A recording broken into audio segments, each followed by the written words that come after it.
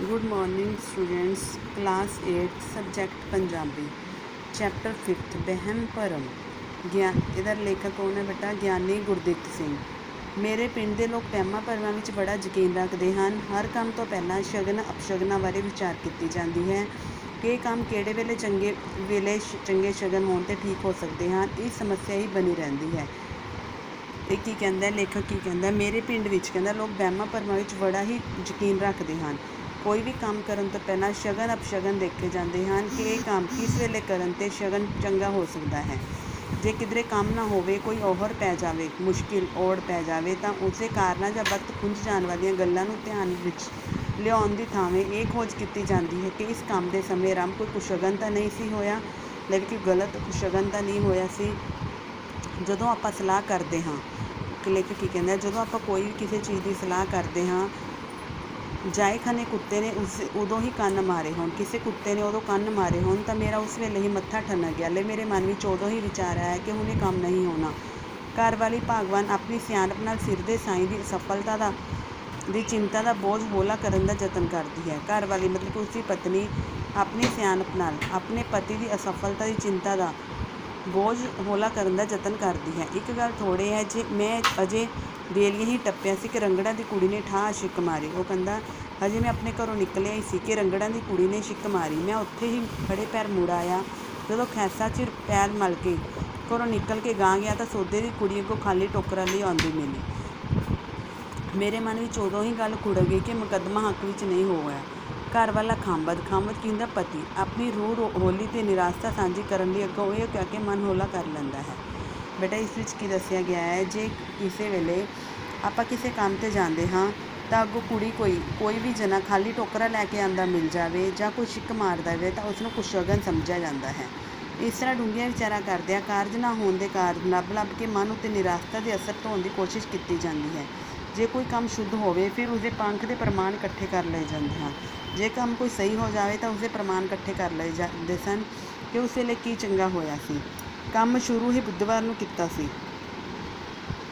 ਫਿਰ ਕੀ ਲੋਕ ਜੇ ਬੁੱਧਵਾਰ ਨੂੰ ਕੰਮ ਕੀਤਾ ਹੋਵੇ ਤਾਂ ਉਹ ਸਹੀ ਕੰਮ ਹੋ ਜਾਵੇ ਤਾਂ ਕੀ ਕਹਿੰਦੇ, ਕੰਮ ਬੁੱਧਵਾਰ ਨੂੰ ਸ਼ੁਰੂ ਕੀਤਾ ਸੀ, ਕਿਉਂ ਇਸ ਲਈ ਠੀਕ ਹੋ ਗਿਆ। ਬੁੱਧ ਕੰਮ ਸ਼ੁੱਧ, ਇੱਕ ਕਹਾਵਤ ਹੈ ਬੁੱਧ ਕੰਮ ਸ਼ੁੱਧ। ਜੇ ਆਪਾਂ ਬੁੱਧ ਨੂੰ ਕੰਮ ਕਰਦੇ ਹਾਂ ਤਾਂ ਸ਼ੁੱਧ ਹੁੰਦਾ ਹੈ। ਸਿਆਣਿਆਂ ਨੇ ਕਿਤੇ ਐਵੇਂ ਆਖਿਆ, ਰਾਤ ਨੂੰ ਸਲਾਹ ਕਰਦੇ ਹਾਂ। ਤਾਏ ਨੇ ਕਿਹਾ ਰਾਤ ਨੂੰ ਸਲਾਹ ਨਹੀਂ ਕਰਦੀ।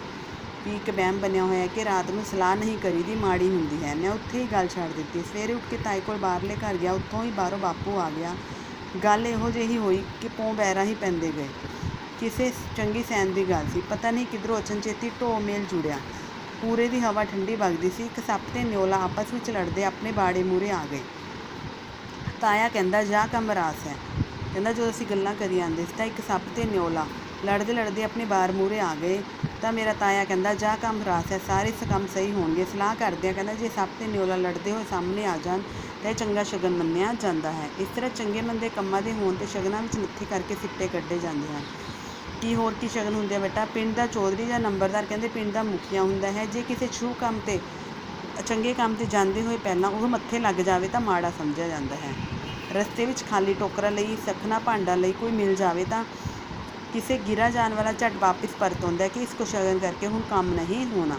ਛੋਟੇ ਛੋਟੇ ਬੱਚਿਆਂ ਦੇ ਦੁੱਧ ਦੀਆਂ ਦੰਦੀਆਂ ਜਦੋਂ ਉਖੜਨੀਆਂ ਸ਼ੁਰੂ ਹੁੰਦੀਆਂ ਹਨ, ਜਦੋਂ ਛੋਟੇ ਬੱਚੇ ਦੁੱਧ ਲਵੇ ਆਪਣੇ ਦੰਦ ਕੱਢਣੇ ਸ਼ੁਰੂ ਕਰ ਦਿੰਦੇ ਹਨ। ਜੇ ਰਾਤ ਹੋਵੇ ਤਾਂ ਚੰਨ ਵੇਲੇ, ਜੇ ਦਿਨ ਹੋਵੇ ਤਾਂ ਸੂਰਜ ਵੱਲ ਮੂੰਹ ਕਰਕੇ ਬੱਚਿਆਂ ਤੋਂ ਖਵਾਇਆ ਜਾਂਦਾ ਹੈ। ਜਦੋਂ ਬੱਚਿਆਂ ਦੇ ਦੰਦ ਟੁੱਟਦੇ ਨੇ ਤਾਂ ਆਪਾਂ ਲੋਕ ਕੀ ਕਰਦੇ ਹਨ, ਆਪਣੇ ਬੱਚੇ ਦਾ ਦੰਦ ਜੇ ਰਾਤ ਵੇਲੇ ਟੁੱਟੇ ਤਾਂ ਚੰਨ ਨੂੰ ਦੇ ਦਿੰਦੇ ਹਨ, ਦਿਨ ਵੇਲੇ ਟੁੱਟੇ ਤਾਂ ਸੂਰਜ ਨੂੰ ਵੱਲ ਮੂੰਹ ਕਰਕੇ ਬੱਚਿਆਂ ਨੂੰ ਕੀ ਖਵਾਇਆ ਜਾਂਦਾ ਹੈ, ਸੂਰਜਾ ਪੁਰਾਣਾ ਦੰਦ ਲੈ ਜਾ, ਨਵਾਂ ਦੰਦ ਦੇ ਜਾ।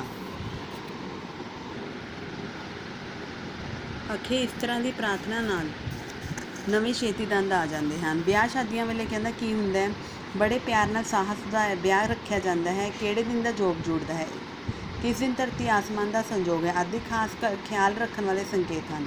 ਕਿਧਰੇ ਮੁੰਡਾ ਮੰਗਲੀਕ ਤਾਂ ਨਹੀਂ, ਕਿਧਰੇ ਸਤਾਰੇ ਵੇਲੇ ਕਿਹੜੇ ਵੇਲੇ ਅਸਰ ਪੈਣਾ ਹੈ। ਪਾਂਦਾ ਪੱਤਰੀ ਦੇਖ ਕੇ, ਪੰਡਤ ਤੇ ਪੱਤਰੀ ਵੇਖ ਕੇ ਸਾਰਾ ਕੁਝ ਟਾਈਮ ਆਧਾਰਿਤ ਕਰਦਾ ਹੈ। ਨਰਕ ਤੱਕ ਬੰਦੇ ਨੂੰ ਕਿਸੇ ਸੌਖਾ ਜਿਹਾ ਥੋੜ੍ਹੇ ਆਪਣ ਦਿੱਤਾ ਜਾਂਦਾ ਹੈ। ਜਿਉਂਦੇ ਜੀਵ ਲਈ ਤਾਂ ਹਰ ਕੰਮ ਦੀ ਹੀਮ ਕੇਮ ਤੋਂ ਬਚਣ ਵਾਸਤੇ ਸਿਆਣੇ ਭਾਈ ਤੋਂ ਸ਼ਬਦ ਲਿਖਾ ਕੇ ਤਾਂਬੀ ਤੇ ਚਾਂਦੀ ਤਵੀਤ ਮੜਾ ਕੇ ਗਲਾਂ ਵਿੱਚ ਪਾਏ ਜਾਂਦੇ ਹਨ। ਜੇ ਕਿਸੇ ਟੱਬਰ ਦੇ ਜੀਅ ਦਾ ਸਿਰ ਦੁਖੇ ਜਾਂ ਕਿਸੇ ਹੋਰ ਖਰਾਬੀ ਕਰਨ ਤਬੀਅਤ ਨਾਸਾਜ਼ ਹੋ ਜਾਵੇ, ਤਕੀਏ ਵਾਲੇ ਸਾਈਂ ਤੋਂ ਗੂਗਲ ਹੁੰਦਾ ਧੂਫ ਕਰਾ ਕੇ ਉਸ ਨੂੰ ਕੋਰੇ ਚੱਪਣ ਵਿੱਚ ਪਾ ਕੇ ਪਹਿਲਾਂ ਧੂਣੀ ਦਿੱਤੀ ਜਾਂਦੀ ਹੈ, ਫਿਰ ਪਾਣੀ ਤੇ ਮੰਤਰ ਪੜ੍ਹਾ ਕੇ ਉਸ 'ਤੇ ਛਿੱਟੇ ਦਿੱਤੇ ਜਾਂਦੇ ਹਨ। ਇਹ ਕਰਾਇਆ ਹੋਇਆ ਸਭ ਪੀੜਾ ਹਰ ਲੈਂਦਾ ਹੈ ਬਈ ਪੀੜ ਇਸ ਨਾਲ ਦਰਦ ਖਤਮ ਹੋ ਜਾਂਦਾ ਹੈ। ਅੱਧਾ ਸਿਰ ਦੁਖੇ ਤਾਂ ਪੁੜਪੁੜੀਆਂ ਨੂੰ ਠੀਕ ਕਰਨ ਲਈ ਕੁੱਟ ਕੇ ਮੰਤਰ ਪਾਠ ਕੀਤਾ ਜਾਂਦਾ ਹੈ। ਇਹ ਮੰਤਰ ਕਿਹੋ ਜਿਹਾ ਹੁੰਦਾ ਹੈ, ਇਸ ਦੀ ਜਾਣਕਾਰੀ ਦੀ ਲੋੜ ਨਹੀਂ ਸਮਝੀ ਜਾਂਦੀ। ਜਿਸਨੇ ਮੰਤਰ ਪੜ੍ਹਨਾ ਹੁੰਦਾ ਹੈ ਉਸਦੇ ਹੱਥ 'ਚ ਉਸ ਨੂੰ ਪਹਿਲ ਦਿੱਤੀ ਜਾਂਦੀ ਹੈ ਕਿ ਅਮਕੇ ਬੰਦੇ ਦਾ ਬਸ ਫੂਕ ਮਾਰਨ ਦੀ ਘੋਲ ਹੈ, ਝੱਟ ਸਿਰ ਪੀੜ ਹਟ ਜਾਂਦੀ ਹੈ। ਨਵਾਂ ਘਰ ਬਣਨ ਨਾਲ ਸਾਰ ਝੱਟ ਕਾਲਾ ਤਪਲਾ ਕਹਿੰਦਾ ਜਦੋਂ ਕੋਈ ਨਵਾਂ ਕੋਈ ਘਰ ਪਾਉਂਦਾ ਹੈ ਤਾਂ ਕੀ ਹੁੰਦਾ ਹੈ, ਕੋਈ ਕਾਲੀ ਚੀਜ਼ ਕਾਲਾ ਕੁੱਜਾ ਲੈ ਕੇ ਉਸਨੂੰ ਕਾਲਾ ਕਰਕੇ ਬਾਹਰ ਵਿੱਚ ਟੰਗਿਆ ਜਾਂਦਾ ਹੈ, ਜਾਂ ਟੁੱਟਿਆ ਛਿੱਤਰ ਜਾਂ ਕੋਈ ਟੁੱਟੀ ਹੋਈ ਚੱਪਲ ਬਨੇਰ 'ਤੇ ਟੰਗ ਦਿੰਦੇ ਹਨ ਤਾਂ ਜੋ ਮਕਾਨ ਸੋਹਣਾ ਲੱਗਣ ਤੇ ਕਿਸੇ ਦੀ ਭੈੜੀ ਨਜ਼ਰ ਨਾ ਲੱਗੇ। ਨਜ਼ਰ ਦੇ ਡਰ ਤੋਂ ਛੋਟੇ ਛੋਟੇ ਬੱਚਿਆਂ ਦੇ ਬਾਲ ਵਾਹ ਕੇ ਸੁਰਮਾ ਪਾ ਕੇ ਤਵੇ ਦੀ ਕਾਲਖ ਜਾਂ ਹਰੇ ਦੀ ਸੁਆਹ ਦਾ ਮੱਥਾ ਟਿੱਕਾ ਉਸਦੇ ਮੱਥੇ ਉੱਤੇ ਲਾ ਦਿੰਦੇ ਹਨ। ਛੋਟੇ ਬੱਚਿਆਂ ਨੂੰ ਨਜ਼ਰ ਤੋਂ ਬਚਾਉਣ ਲਈ ਇੱਕ ਮੋਟਾ ਤੇ ਭੱਦਾ ਜਿਹਾ ਕਾਲਾ ਪੱਥਰ, ਜਿਸ ਨੂੰ ਨਜ਼ਰ ਬੱਟੂ ਆਖਦੇ ਹਨ, ਕਿਸ ਨੂੰ ਆਖਦੇ ਹਨ, ਜੋ ਬੱਚਿਆਂ ਦੇ ਗਲੇ ਵਿੱਚ ਪਾਇਆ ਜਾਂਦਾ ਹੈ, ਇੱਕ ਪੱਥਰ ਦਾ ਟੁਕੜਾ ਮੜ ਕੇ ਗਲੇ ਵਿੱਚ ਪਾ ਦਿੰਦੇ ਹਨ। ਕਈ ਵਾਰ ਇਸਦੇ ਕਰਵਾਏ ਹੋਏ ਧਾਗੇ ਨਾਲ ਚਾਂਦੀ ਦੀ ਤਲਵਾਰ ਦਾ ਚਿੰਨ੍ਹ ਤੇ ਸ਼ੇਰ ਦੀ ਜਾੜ ਵੀ ਮੜਾ ਕੇ ਅੜੰਗ ਦਿੱਤੀ ਜਾਂਦੀ ਹੈ। ਛੋਟੇ ਬੱਚਿਆਂ ਲਈ ਚਿਮਟਾ ਖੁਰਚਣਾ, ਪ੍ਰਾਂਤ ਵਿੱਚ ਪਾਣੀ ਧੋ ਕੇ ਪਿਆਉਣ ਤੇ ਛਿੜਕਣ ਨਾਲ ਵੀ ਕਹਿੰਦੇ ਹਨ ਕਿ ਨਜ਼ਰ ਦਾ ਅਸਰ ਦੂਰ ਹੋ ਜਾਂਦਾ ਹੈ। ਕਹਿੰਦੇ ਹਨ ਸੱਪ ਦਾ ਡੰਗਿਆ ਬੰਦਾ ਬਚ ਜਾਂਦਾ ਹੈ, ਪਰ ਨਜ਼ਰ ਦਾ ਡੰਗਿਆ ਨਹੀਂ ਬਚਦਾ। ਨਜ਼ਰ ਤਾਂ ਪੱਥਰਾਂ ਨੂੰ ਵੀ ਪਾੜ ਦਿੰਦੀ ਹੈ। ਹਫ਼ਤੇ ਦੇ 7 ਦਿਨ ਆਪਣੇ ਚੰਗੇ ਮੰਦੇ ਫਲਾਂ ਕਾਰਨ ਵੱਖਰੀ ਵੱਖਰੀ ਮਹੱਤਤਾ ਦੇ ਲਖਾਇਕ ਮੰਨੇ ਜਾਂਦੇ ਹਨ। ਮੰਗਲ ਜਾਂ ਵਾਰ ਜਾਂ ਐਤਵਾਰ ਨੂੰ ਸਿਰ ਨਹਾਉਣ ਪਿੱਛੋਂ ਕਿਸੇ ਬਾਲ ਬੱਚੇ ਨੂੰ ਪੁੱਠੇ ਤਵੇ ਦੀ ਸੁਆਹ ਬੁੱਲ੍ਹਾਂ ਨੂੰ ਮਲੇ ਬਿਨਾਂ ਬਾਹਰ ਨਹੀਂ ਨਿਕਲਣ ਦਿੱਤਾ ਜਾਂਦਾ। ਖਿਆਲ ਹੈ ਕਿ ਇਸ ਦਿਨ ਇੱਲ ਬਲਾ ਦੂਰੋਂ ਭੱਜ ਕੇ ਚਿੰਬੜਦੀ ਹੈ, ਪਰ ਇਹ ਕਾਲਾ ਧੱਬਾ ਦੇਖ ਕੇ ਨੇੜੇ ਨਹੀਂ ਆਉਂਦੀ। ਜੇ ਭੂਤ ਦਾ ਡਰ ਹੋਵੇ, ਸੀਵੀਆਂ ਵਿੱਚ ਦੀ ਲੰਘਣਾ ਹੋਵੇ ਤਾਂ ਬੱਚੇ ਹੱਥਾਂ ਵਿੱਚ ਲੋਹੇ ਦੇ ਕਿੱਲ ਫੜ ਲੈਂਦੇ ਹਨ। ਕਹਿੰਦੇ ਹਨ ਕਿ ਲੋਹੇ ਦੇ ਨੇੜੇ ਚੁੜੇਲਾਂ ਨਹੀਂ ਆਉਂਦੀਆਂ।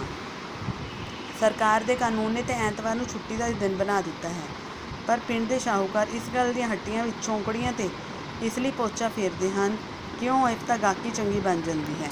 ਸੋਮਵਾਰ ਦਾ ਦਿਨ ਚੰਗਾ ਮੰਨਿਆ ਜਾਂਦਾ ਹੈ। ਕਹਿੰਦੇ ਜੇ ਕਿਤੇ ਸੋਮਵਾਰ ਦੀ ਮੱਸਿਆ ਆ ਜਾਵੇ, ਜੇ ਕਿਤੇ ਉਹ ਚੇਤ ਜਾਂ ਭਾਦੋਂ ਦੀ ਹੋਵੇ ਤਾਂ ਦੂਰ ਨੇੜੇ ਦੇ ਤੀਰਥਾਂ 'ਤੇ ਮਨ ਦੀਆਂ ਮੁਰਾਦਾਂ ਪੂਰੀਆਂ ਕਰਨ ਲਈ ਬੁੜੀਆਂ ਦੇ ਜੱਥਿਆਂ ਦੇ ਬੁੜੀਆਂ ਪਹੁੰਚ ਜਾਂਦੀਆਂ ਹਨ। ਸੋਮਵਾਰ ਨੂੰ ਮੰਜੀ ਬੁਣਨ ਦਾ ਉਦਘਾਟਨ ਕਰ ਲੈਣਾ ਵੀ ਬੜਾ ਚੰਗਾ ਮੰਨਿਆ ਜਾਂਦਾ ਹੈ। ਮੰਗਲਵਾਰ ਬਾਰੇ ਇਸੇ ਖਾਨ ਮਸ਼ਹੂਰ ਹੈ। ਮੰਗਲਵਾਰ ਨੂੰ ਤਾਂ ਭਾਈ ਟੋਬੇ ਵਿੱਚ ਮੈਂ ਵੀ ਸਿਰ ਨਹੀਂ ਪਾਉਂਦੀ। ਇਹ ਮੰਗਲਵਾਰ ਬਾਰੇ ਕੀ ਕਿਹਾ ਜਾਂਦਾ ਹੈ, ਇਸ ਦਿਨ ਤਾਂ ਮੱਝ ਵੀ ਟੋਬੇ ਵਿੱਚ ਸਿਰ ਨਹੀਂ ਡਗਾਉਂਦੀ। ਨਾਲ ਹੀ ਮੰਗਲਵਾਰ ਮਰਨ ਦਿਨ ਵੀ ਮੰਨਿਆ ਜਾਂਦਾ ਹੈ। ਨਵੇਂ ਘਰ ਵਿੱਚ ਇਸ ਦਿਨ ਦੀ ਨੀਂਹ ਧਰਨੀ ਚੰਗੀ ਸਮਝੀ ਜਾਂਦੀ ਹੈ। ਇੱਟਾਂ ਦੇ ਆਵੇ ਜਾਂ ਭੱਠੇ ਨੂੰ ਅੱਗ ਦੇਣ ਲਈ ਇਸ ਦਿਨ ਦਾ ਵਿਚਾਰ ਹੈ ਕਿ ਮੰਗਲਵਾਰ ਤੇ ਬੁੱਧਵਾਰ ਨੂੰ ਪਹਾੜ ਵੱਲ ਜਾਣਾ ਖੁਸ਼ਗਨ ਮੰਨਿਆ ਜਾਂਦਾ ਹੈ। 7 ਦਿਨਾਂ ਤੋਂ ਇਲਾਵਾ ਕੁਝ ਦਿਨ ਹੋਰ ਵੀ ਹਨ ਜਿਨ੍ਹਾਂ ਦੀ ਮਹੱਤਤਾ ਬਾਰੇ ਉਹਨਾਂ ਦਿਨਾਂ ਬਾਰੇ ਵਹਿਮ ਵਿਲੱਖਣ ਹਨ। ਜਿਵੇਂ ਲੋਹੜੀ ਤੋਂ ਦੂਜਾ ਬਾਹੀ ਤੇ ਤੀਜਾ ਤੇਹੀ ਦਿਨ ਮੰਨਿਆ ਜਾਂਦਾ। ਲੋਹੜੀ ਤੋਂ ਬਾਅਦ ਜਿਹੜਾ ਅਗਲਾ ਦਿਨ ਹੁੰਦਾ ਬਾਹੀ ਤੇ ਤੀਜਾ ਦਿਨ ਤੇਹੀ ਮੰਨਿਆ ਜਾਂਦਾ ਹੈ। ਇਹਨਾਂ ਦਿਨਾਂ ਵਿੱਚ ਵਿਚਾਰ ਤੇ ਕਿਸੇ ਨੂੰ ਰਿਸ਼ਤੇਦਾਰ ਦੇ ਘਰ ਨਹੀਂ ਜਾਣਾ ਚਾਹੀਦਾ। ਜੇ ਇਸ ਦਿਨ ਕੋਈ ਅਗਲੇ ਦੇ ਮੰਜੇ ਦੀ ਬਾਹੀ ਦੱਬੀ ਜਾਵੇ, ਮੰਜੇ ਉੱਤੇ ਬੈਠ ਜਾਵੇ ਤਾਂ ਉਸ ਦੇ ਘਰ ਵਿੱਚ ਸਾਰਾ ਸਾਲ ਪ੍ਰਾਹੁਣੇ ਆਉਂਦੇ ਰਹਿੰਦੇ ਹਨ। 5 ਕਲਿਆਣੀ ਮੈਂ ਦੀ ਪੂਛ ਦਾ ਚੋਰ ਵੀ ਕਾਲਾ ਹੋਵੇ ਤਾਂ ਉਸ ਘਰ ਵਿੱਚ ਵਾਧਾ ਨਹੀਂ ਹੁੰਦਾ। ਜੇ ਘੋੜੀ ਜਾਂ ਘੋੜੇ ਦੇ ਮੱਥੇ 'ਤੇ ਚਿੱਟਾ ਚਟਾਕ ਹੋਵੇ, ਤਾਰੇ ਵਾਲਾ ਘੋੜਾ ਲੈ ਕੇ ਡੁੱਬੇਗਾ ਬੇੜਾ ਦੇ ਖਾਣ ਮੁਤਾਬਕ ਸਾਰੀ ਕੁੱਲੀ ਨੁਕਸਾਨਦੇਹ ਸਮਝਿਆ ਜਾਂਦਾ ਹੈ। ਪਸ਼ੂ ਕਹਿੰਦੇ ਜੋ ਕੋਈ ਆਪਾਂ ਪਸ਼ੂ ਖਰੀਦਦੇ ਹਾਂ, ਜੇ ਉਹ ਗੋਹਾ ਕਰ ਦੇਵੇ ਤਾਂ ਚੰਗਾ ਸਮਝਿਆ ਜਾਂਦਾ ਹੈ, ਜੇ ਉਹ ਮੂਤ ਦੇਵੇ ਤਾਂ ਮਾੜਾ ਸਮਝਿਆ ਜਾਂਦਾ ਹੈ। ਲਵੇਰਾ ਖਰੀਦਣ ਵੇਲੇ ਭਰੇ ਥਣੀ ਘਰ ਲਿਆਉਣਾ ਲਾਭਕਾਰੀ ਸਮਝਿਆ ਜਾਂਦਾ ਹੈ। ਨਵੇਂ ਖਰੀਦੇ ਪਸ਼ੂ ਨੂੰ ਘਰ ਲਿਆ ਕੇ ਸਭ ਤੋਂ ਪਹਿਲਾਂ ਕਾਂਸੀ ਦੇ ਭਾਂਡੇ ਵਿੱਚ ਚਾਂਦੀ ਦਾ ਕੋਈ ਗਹਿਣਾ ਪਾ ਕੇ ਸੁੰਘਾ ਦਿੰਦੇ ਹਨ। ਨਾਲ ਹੀ ਉਸਦੇ ਮੂਹਰੇ ਛੋਲੇ ਰੱਖ ਦਿੱਤੇ ਜਾਂਦੇ ਹਨ ਤਾਂ ਜੋ ਪਸ਼ੂ ਛੋਲਿਆਂ ਦੇ ਲਾਲਚ ਵਿੱਚ ਹੀ ਚਾਂਦੀ ਨੂੰ ਮੂੰਹ ਮਾਰ ਲਵੇ। ਨਾਲੇ ਪਹਿਲਾਂ ਛੋਲੇ ਪਾਉਣੇ ਉਂਝ ਹੀ ਚੰਗੇ ਹੁੰਦੇ ਹਨ। ਉਹ ਕਹਿੰਦਾ ਸਾਉਣ ਦੇ ਮਹੀਨੇ ਵਿੱਚ ਘੋੜੀ, ਮਾਘ ਵਿੱਚ ਮਈ, ਭਾਦੋਂ ਵੀ ਸੂਈ ਗਾਂ ਘਰ ਵਿੱਚ ਰੱਖਣੀ ਊਂ ਚੰਗੀ ਨਹੀਂ ਸਮਝੀ ਜਾਂਦੀ। ਆਸਮਾਨ ਉੱਤੇ ਬਿਜਲੀ ਕੜਕਦੀ ਹੋਵੇ ਤਾਂ ਸਿਆਣੀਆਂ ਬੁੜੀਆਂ ਮਾਮੇ ਭਾਂਜੇ ਨੂੰ ਵੱਖ-ਵੱਖ ਕਰ ਦਿੰਦੀਆਂ ਹਨ। ਖਿਆਲ ਹੈ ਕਿ ਜਦੋਂ ਮਾਮੇ ਭਾਂਜੇ 'ਤੇ ਬਿਜਲੀ ਮੱਲੋ ਮੱਲੀ ਜ਼ੋਰ ਆ ਕੇ ਡਿੱਗ ਜਾਂਦੀ ਹੈ। ਹਾਲਾਂਕਿ ਇਸ ਘਟਨੇ ਨੇ ਕਿਧਰੇ ਨਹੀਂ ਵਾਪਰੀ, ਸੁਣੀ ਨਹੀਂ ਦੇਖੀ। ਦੁਸ਼ਹਿਰੇ ਵਾਲੇ ਦਿਨ ਗਰੁੜ ਦਾ ਦਿਸਣਾ ਬਹੁਤ ਚੰਗਾ ਸਮਝਿਆ ਜਾਂਦਾ ਹੈ। ਕਹਿੰਦੇ ਹਨ ਗਰੁੜ 'ਤੇ ਭਗਵਾਨ ਆਪ ਸਵਾਰੀ ਕਰਦੇ ਹਨ। ਜਿਸ ਦੇ ਚੰਗੇ ਭਾਗ ਹਨ ਉਸ ਨੂੰ ਭਗਵਾਨ ਦਿਨ ਦਿਹਾੜੇ ਗਰੁੜ ਨੂੰ ਭੇਜਦੇ ਹਨ। ਉੱਲੂ ਦਿਨੇ ਦਿਸੇ ਤਾਂ ਮਾੜਾ ਸਮਝਿਆ ਜਾਂਦਾ ਹੈ, ਰਾਤ ਨੂੰ ਦਿਸੇ ਤਾਂ ਕਹਿੰਦੇ ਹਨ ਇਸਦੇ ਆਪਣੇ ਖੰਭ ਨਹੀਂ, ਪੰਛੀਆਂ ਤੋਂ ਮੰਗਵੇਂ ਖੰਭ ਲਏ ਹੁੰਦੇ ਹਨ। ਇਸ ਲਈ ਦਿਨੇ ਇਸ ਨੂੰ ਖੰਭਾਂ ਵਾਲੀ ਪੰਛੀ ਨਹੀਂ ਦੇਖਣੇ ਸਿਖਾਉਂਦੇ, ਇਸ ਕਰਕੇ ਦਿਨੇ ਇਹਦੇ ਖੰਭ ਖੋਣ ਲੱਗ ਜਾਂਦੇ ਹਨ। ਇਹ ਰਾਤ ਨੂੰ ਹੀ ਬਾਹਰ ਨਿਕਲਦਾ ਹੈ। ਰਾਤਾਂ ਨੂੰ ਬਿੱਲੀ ਦਾ ਬੋਲਣਾ ਮਾੜਾ ਸਮਝਦੇ ਹਨ। ਲੋਕਾਂ ਦੇ ਵਿਚਾਰ ਸ਼ਾਸਤਰ ਅਨੁਸਾਰ ਬਿੱਲੀ ਮਾਰਨੀ ਮਹਾਂ ਪਾਪ ਹੈ। ਵਿਚਾਰ ਹੈ ਕਿ ਬਿੱਲੀ ਮਾਰੀ ਦਾ ਪਾਪ 7 ਵਾਰੀ ਗੰਗਾ ਨਹਾਏ ਤੋਂ ਵੀ ਨਹੀਂ ਜਾਂਦਾ।